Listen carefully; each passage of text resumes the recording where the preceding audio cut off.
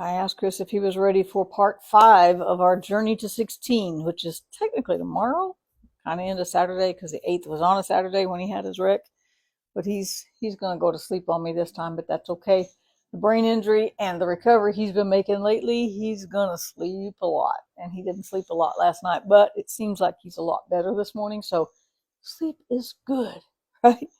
So he slept through this part of the journey too. You know, that was a big thing with him early on, was he slept all the time. He would kind of pay attention, and sometimes he would kind of do some things, and then he would sleep forever.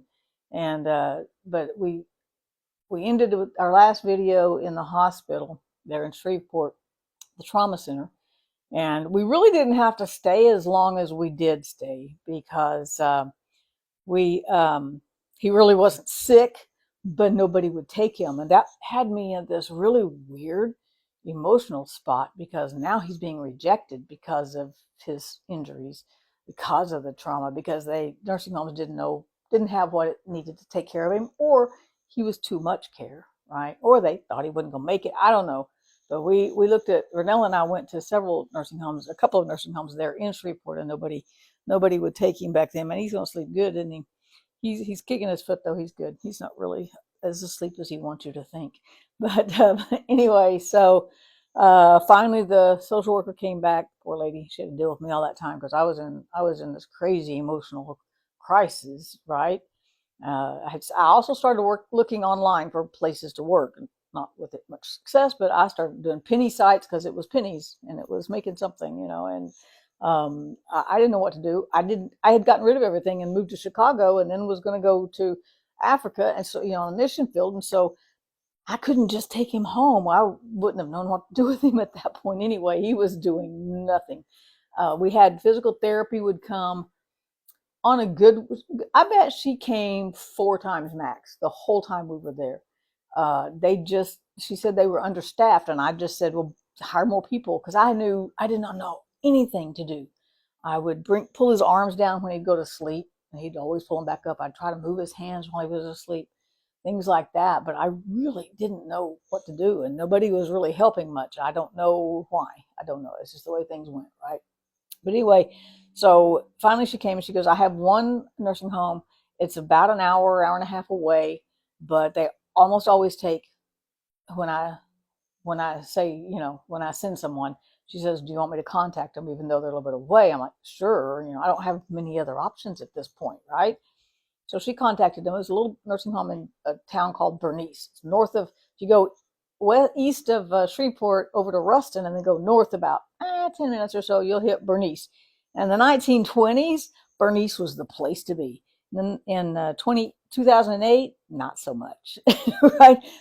They had been this booming town back in the train, you know, and everything went by train. They actually had all these barns all around. It was a very interesting place to explore with all the different barns and stuff, because they were just everywhere, because the trains used to come through and unload and load up to go back to wherever we could go to the next destination. And so it was a really interesting place. But anyway, the ladies from Bernice came, and at the time I hadn't cut his hair at all because I was worried about it getting in his trach and stuff, which his trach has been out. The neck brace was off. He was just sleeping all the time, right? And we had gone to Walmart and got him some glasses because I realized he was waking up some, and he can't see without glasses. So we actually went to, I think it was a Walmart, and said, hey, we know he got his contacts here. Is there any way we can get glasses from that prescription? And they said no. We were stuck. We didn't know what to do. And they said, no, we can't do that. And I was like, oh, well, okay. So they went in the back. They came back and said, no, we can't do that, but wait here. We're like, okay. And they went back and came back and said, no, we can't do that. Here's the glasses. It's $135 or something like that. And I was like, okay, I'm glad you can't do it. So they actually made his first glasses. Now I have a really good eye doctor up here that works with special needs and does it old school. But that was our only hope for him even being able to see as he started opening his eyes, right? And he'd open his eyes and look around a little bit, but most of it was blank stares. He wasn't really looking at a person. Sometimes when Renella would come in, he would really focus on her. And if his girlfriend came, Candace came, he would really look at her sometimes. And sometimes some of his friends.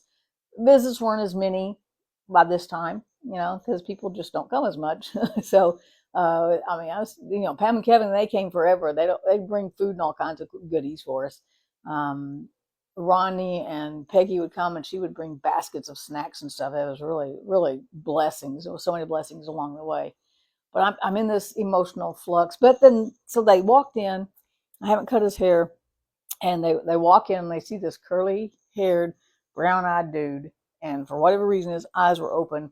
And the one lady, her name was Shannon. I don't remember her last name right this second. And she was one of the nurse people there at Bernice. And she walked in and she went, "Oh, look at those beautiful brown eyes and those beautiful curls. Can we keep him?" so so after that, Ronnie and Peggy and I, we drove together, which was could have been an awkward moment, but it wasn't. It was really a lot of fun. Anyway, we all drove over to see Bernice, the nursing home there at Bernice. And so we're looking around, and it's this weird. I don't want my son to go to a nursing home, but it was the right step. I didn't have other options. I couldn't just go get a house and move in somewhere. I didn't have a job. I'd been out of a job for 4 months. I hadn't worked, right? Been in the hospital. God had provided. That's one thing I learned on this journey is God continues to provide. You can trust him for that. And so, yeah, you listening? I'm talking about us. So we, hey, are you listening? I'm talking about us. Talking about our 16th recorversary. Anyway, so we went over and looked at the facility. I was very pleased with it, and they were going to take him. We really were kind of back in a corner. We didn't have anything else to do, and they said they would bring a nursing home. They'd bring an ambulance to get him and transport him there. And so here's my thinking. I thought, well, I've got a truck and I've got a camper. This is what I was really thinking. You paying attention? I thought, well, I'll just camp. It's Louisiana. It doesn't get that cold. And I'll figure out winter or when it gets colder, because by this time it was February, so I thought it won't be cold that time of year. Chilly. I can build a fire outside. I know how to build a fire, right? I can survive living in the woods. And so I thought I'd just put a camper on started planning on what I could do with my little truck. I thought I could put a camper on it and I'll have to find some sort of a bed to put in the bottom so I wouldn't, or a tent. I have to start getting a tent. I have to start get some camping stuff. And so as we were walking around, she kept saying different things. And finally I said, no, yeah, I've got a truck. I got a camper. And then she was like, no, you're not understanding me. You can stay here with him.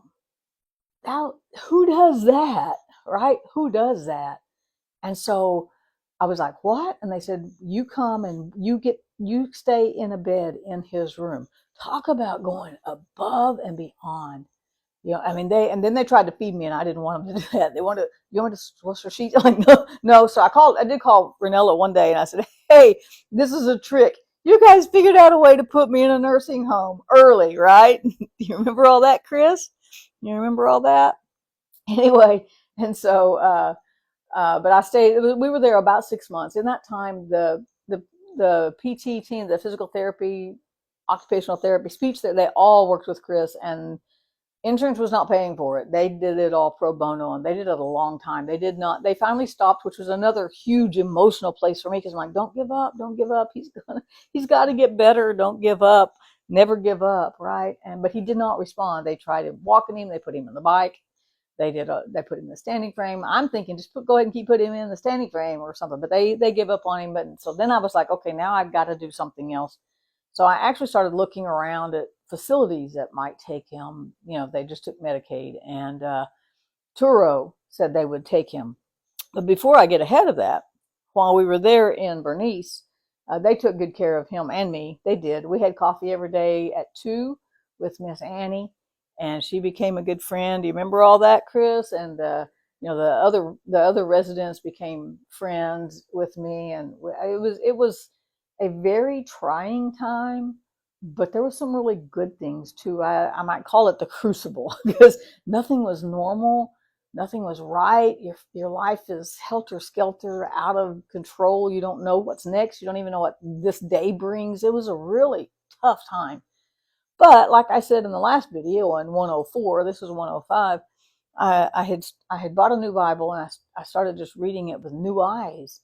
And I had to lay aside what I had thought, and I began to read it with new eyes, and I found that it came alive. Especially, I think I mentioned Psalm 13 was pivotal for me when David's going, how long will you look the other way?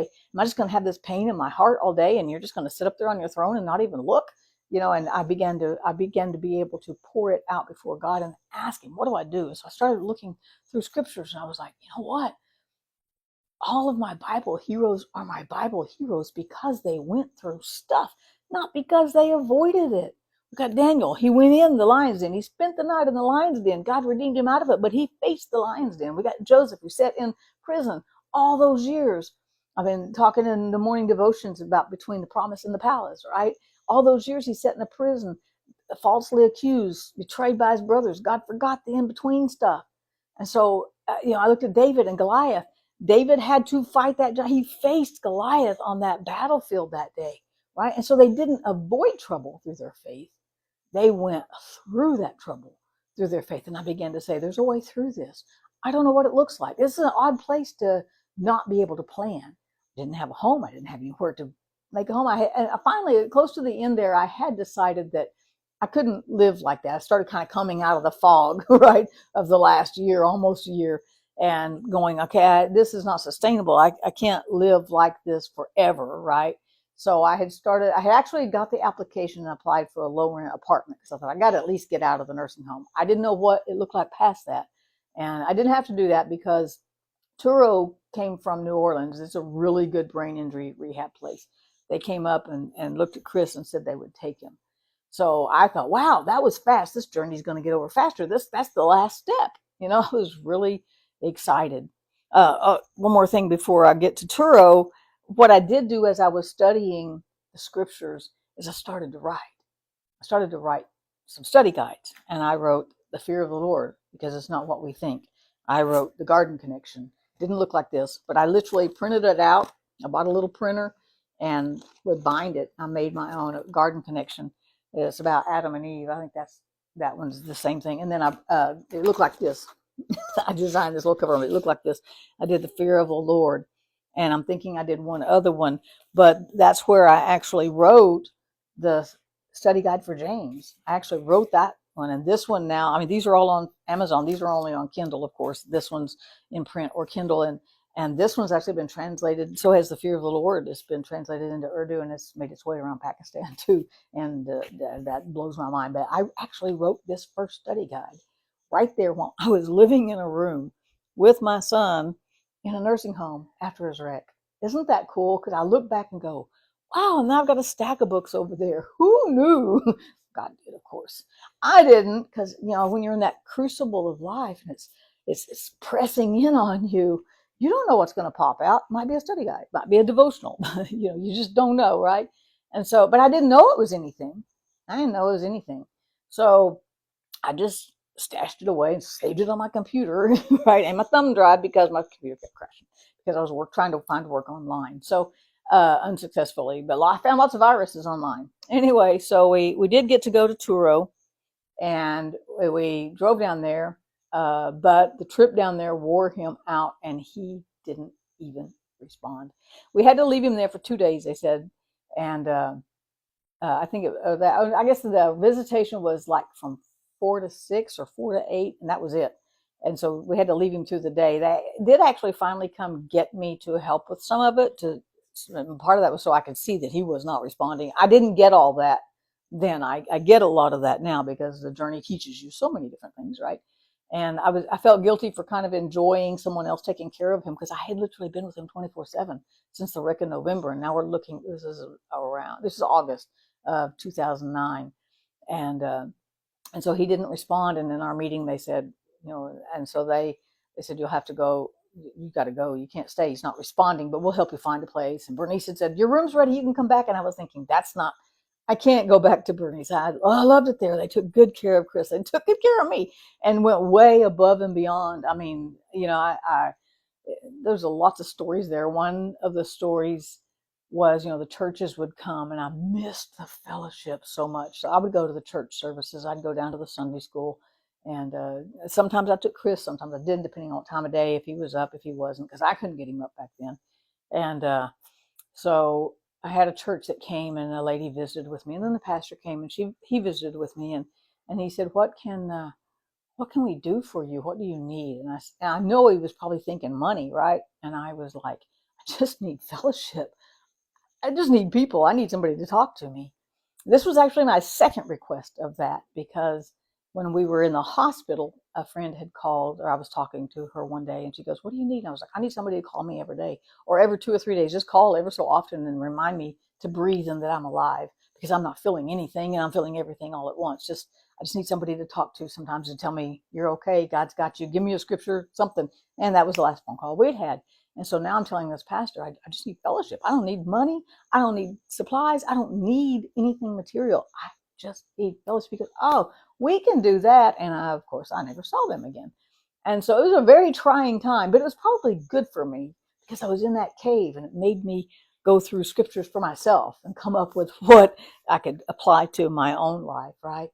And so we go to Turo. He doesn't respond, and I'm like, "Oh, we can't go back to Bernice. I don't really know what to do." It was we were only there, I think, almost 3 weeks. I think they gave him 21 days is what they would pay for, but he just didn't. His responses were not consistent, and I don't understand those things now. I did not understand them then. I was like, but he did a thumbs up once, you know, and so anyway, so I called my sister Canella, who worked at Grace in Norman, and said, "Do you have a bed for Christmas, or anyway? I think I need to come home, as close to home as I can get." And she said, "Because he's family, we always got a bed." So my other sister, Tina, and her husband at the time, they came down one day, one night, I can't remember. We stayed in a building. I think the rent was $2 or $3 a night. I can't remember what it was. Uh, and I don't remember what meal. There was no meals or anything. There was a little kitchenette, things like that, but it was kind of a little rough apartment house there in New Orleans where Toro was, and so they came and stayed in a room. We got up at like 4 o'clock the next morning and loaded him into their vehicle, and her husband drove Chris's pickup, because I had Chris's pickup with me at the time. I don't even know where mine was. I think Renell and Sean were driving it or something. But anyway, so and we drove back up, and that journey itself is a story in itself. We didn't know what we were doing with the brain injury victim, and poor kid, he was actually sick by the time we got here and went to the hospital within just a few days of getting back here at Oklahoma. It was a mess. But anyway, we headed back up to Oklahoma, and we got in late that night, because we drove all the way from New Orleans to Norman, and we had to stop and eat along the way and get gas, things like that. It was a very, very, very long day, and so we pulled in late that night, and I went and stayed with Renella, who was pregnant with my first grandson at the time, really, and that's a whole nother story. Everything's a whole other story, because it was such a joyful time, but I was so burdened. It was so hard to figure out, can I have joy while I'm walking through this storm? Can I enjoy this and be happy for this while this sucks the life out of me? And the answer is yeah, but it's hard. It doesn't mean it's easy, right? So that's how we got back to Oklahoma. That's how we went from the nursing home to Turo, and then we got back to Oklahoma. And he's going to stay at Grace, who took excellent care of him too, until that summer. So from actually September 1st to that summer is how long he was at Grace. And I will start that part 6 of our journey to 16 in our next video. But thank you guys for watching. Please feel free to ask any questions if I missed some gaps. If there's gaps or something I've missed or something I said you didn't understand, I don't mind answering questions. Thanks for following us on this journey to 16. We'll see you for part 6 next.